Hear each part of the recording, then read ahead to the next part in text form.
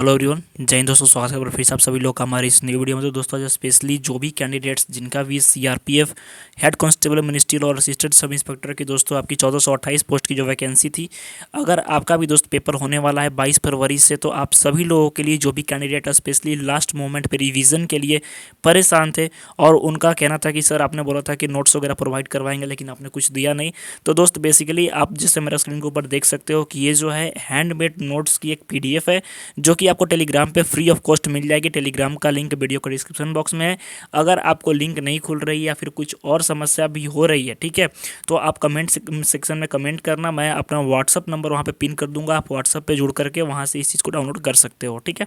सबसे पहले चीज़ दोस्तों कि जैसे कि आप देख सकते हो यहाँ पे इस चीज़ के रिगार्डिंग वीडियो बनानी बहुत ज़रूरी हो गई थी, क्योंकि काफ़ी सारे चीज़ इसमें आपको समझ में नहीं आएंगे। तो वो सारे चीज़ों को मैं समझा देता हूँ एक बार, ठीक है।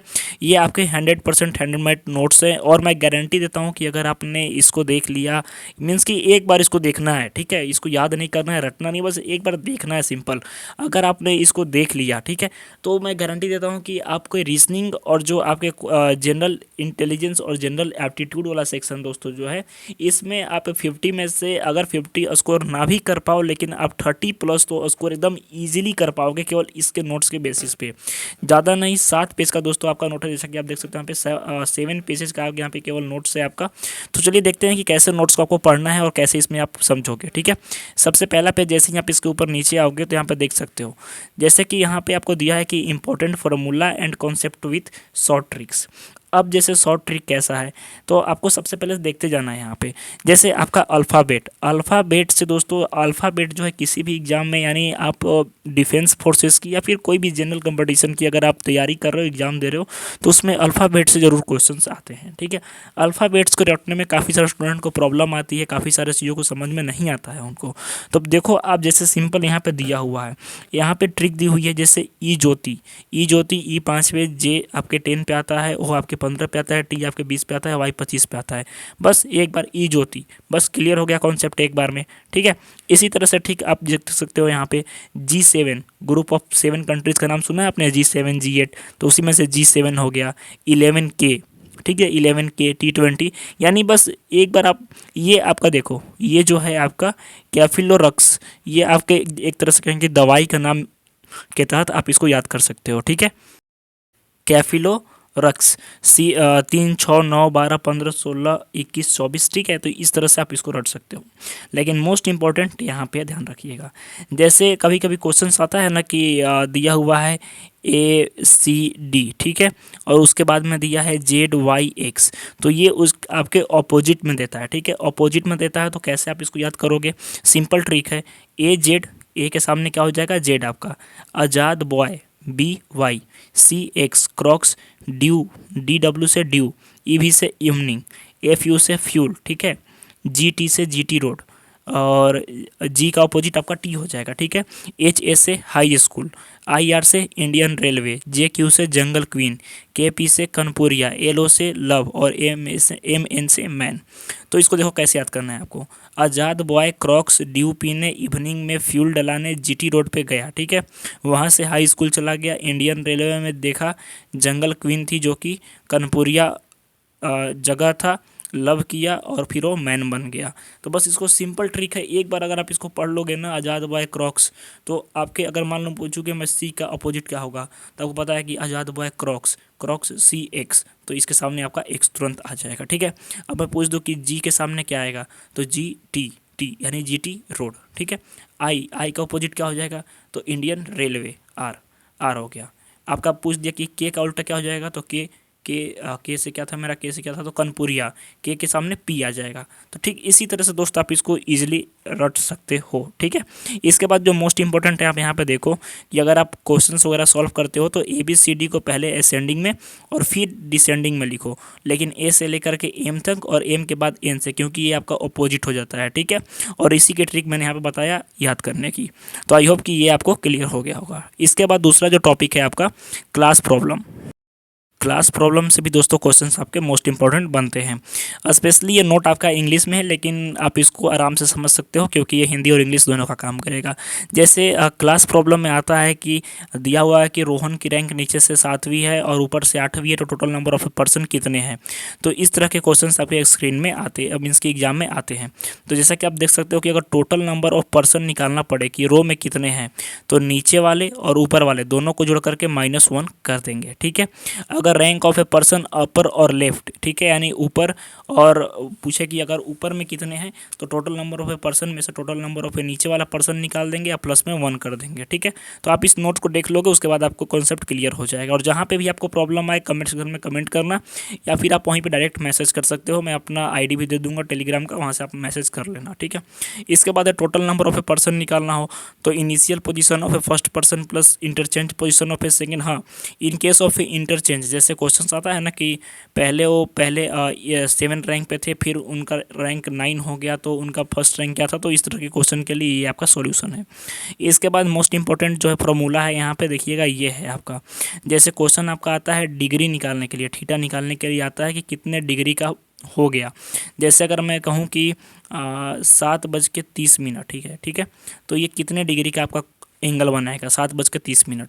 तो इसकी ट्रिक होती है दोस्तों 11/2, यहाँ पे दिया हुआ है एम से मिनट हो जाएगा -30 हावर्स। ठीक है, तो आपको पता है कि जब ये फार्मूला आपको याद हो जाएगा, ये वाला मोस्ट इंपॉर्टेंट फार्मूला है। ठीक है, तो मैंने आपको कितना पूछा, 7:30, तो 11/2 कर देंगे इंटू 30, क्योंकि मिनट यहाँ पे आ जाएगा आपका। ठीक है, और आपका -30 इंटू 7, तो 7 3 जा 21, 210, और ये 15 बार में, तो 15 इंटू 11 करो कितना हो जाएगा, 15 इंटू 11 करोगे तो 15 और 15 5 और 6 165, 165 कर दो इसमें से माइनस, तो कितना आ जाएगा आपका, यहाँ पे आपका आ जाएगा 10 में से 5 गया तो 5, और ये आपका हो गया कौन सा, ये आपका 10 में से 6 गया तो 4, आपका 45 डिग्री का दोस्तों ये एंगल बनाएगा।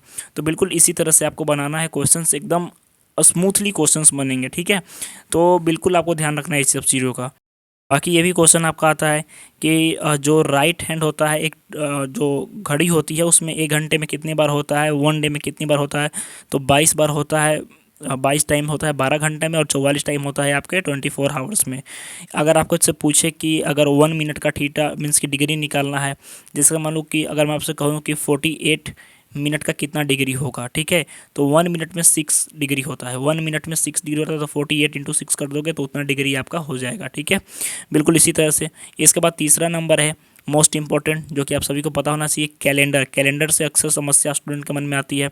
कैलेंडर में क्या करना है आपको, जैसे अगर दिया हुआ रहता है कि 7 अगस्त 1930 को कौन सा दिन था, ठीक है, तो इस तरह का क्वेश्चन कैसे सॉल्व करोगे आप। तो सबसे पहले आपको कोड क्लियर होना चाहिए।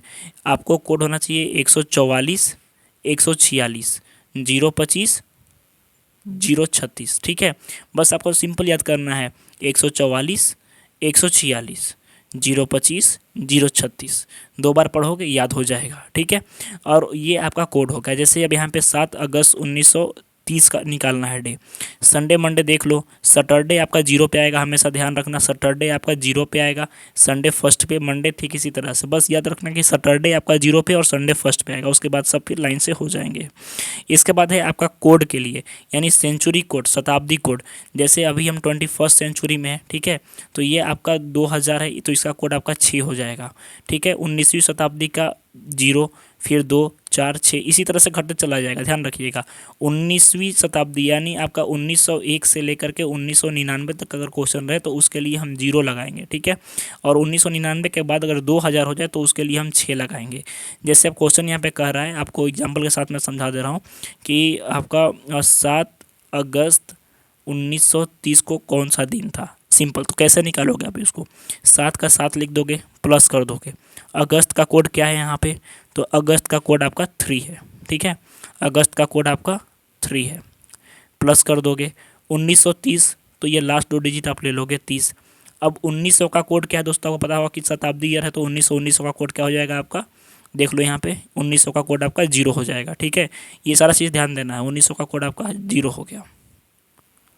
इसके बाद क्या है आपका, अब देखना है कि जो 30 है लास्ट वाला, इसमें लीप ईयर 30 साल में कितने आते हैं। तो लीप ईयर निकालने के लिए 30 को हम 4 से डिवाइड कर देंगे, तो कितना आ जाएगा 6 बार में, ठीक है 28।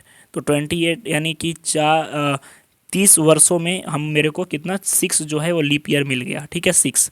अब इस सारे को जोड़ दो आप, तो 30 और 10 40 46 हो गया टोटल। जोड़ने पे 7 से डिवाइड कर दो तो कितना आ जाएगा 6 बार में 7 6 जा 42, ठीक है। कितना कैरी आपका बच गया यहाँ पे, तो कैरी आपका दोस्तों 4 बच गया। तो 4 किसका कोड है, 4 कोड है किसका, 4 है वेडनेसडे का कोड। तो यानी कि आपका 7 अगस्त 1930 को आपका कौन सा दिन होगा, तो 4 आपका वेडनेसडे यानी बुधवार होगा। आप इस चीज़ को सर्च कर लेना, बस इसी तरह से आपका क्वेश्चन बनेंगे, ठीक है।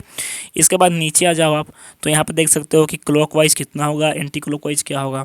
फिर ट्रायंगल वाले फॉर्मूला में समस्या आती है कि फिगर काउंट कैसे करें, तो बिल्कुल यहाँ पे सिंपल समझाया गया है लाइन बाय लाइन। जैसे अगर मान के चलो फिगर 6 हम देखते हैं कि इसमें कितना ट्रायंगल है, तो सबसे पहले जितने इसको काउंट करना है 1 2 3, 3 इंटू 2 कर दो यानी 6 हो गया। तो जब 6 इसमें होंगे तो इसमें भी 3 है, तो 6 6 6 18 हो गया। ठीक इसी तरह से सारे क्वेश्चन समझाए हुए हैं, बस आपको इस नोट्स को देख लेना है, ठीक है। आपके स्क्वायर के भी क्वेश्चन इसमें बने हुए हैं। तो आई होप दोस्तों की ये सारी जानकारी आपको समझ में आ गई होगी और आप रीजनिंग और जनरल एप्टीट्यूड वाले सेक्शन में 50 आउट ऑफ 50 ना कर पाओ, लेकिन आप 30 प्लस इसके माध्यम से आराम से स्कोर कर पाओगे। इतना ही दोस्त मोस्ट इंपॉर्टेंट है। अगर आप इतना कर लेते हो ना तो आपका काफ़ी सारा चीज़ हेल्प हो जाएगी, क्योंकि बेसिकली आपके ये जो है ना, ये आपके अल्फ़ाबेट, इसी से ही आपके 10 से 12 क्वेश्चन बन जाएंगे दोनों सेक्शन में, क्योंकि अल्फ़ाबेट मोस्ट इंपॉर्टेंट है। आपके कैलेंडर से कुछ क्वेश्चन बन जाएंगे, ठीक है, आपके फिगर से कुछ क्वेश्चन बन जाएंगे। तो ये बेसिकली रामबाण है आपका लास्ट मिनट रिवीजन के लिए, क्विक रिवीजन के लिए। अब बाकी सारा चीज़ जो आएगा रीजनिंग में काफ़ी ईजी आएगा, जैसे ब्लड रिलेशन वगैरह आ गया, ठीक है। आपके ये आ गए मिसिंग नंबर 3 6 9 @ उसके बाद क्या होगा, आपके बॉक्स वाले आ गए पजल। तो इस तरह के क्वेश्चन आप सॉल्व कर लोगे आराम से। लेकिन बेसिकली जो प्रॉब्लम आती है इसी में आती है लास्ट मिनट रिवीजन के लिए। तो आई होप दोस्तों की सारी जानकारी आपको समझ में आ गई होगी। तो मिलते हैं नेक्स्ट वीडियो में, तो धन्यवाद, जय हिंद।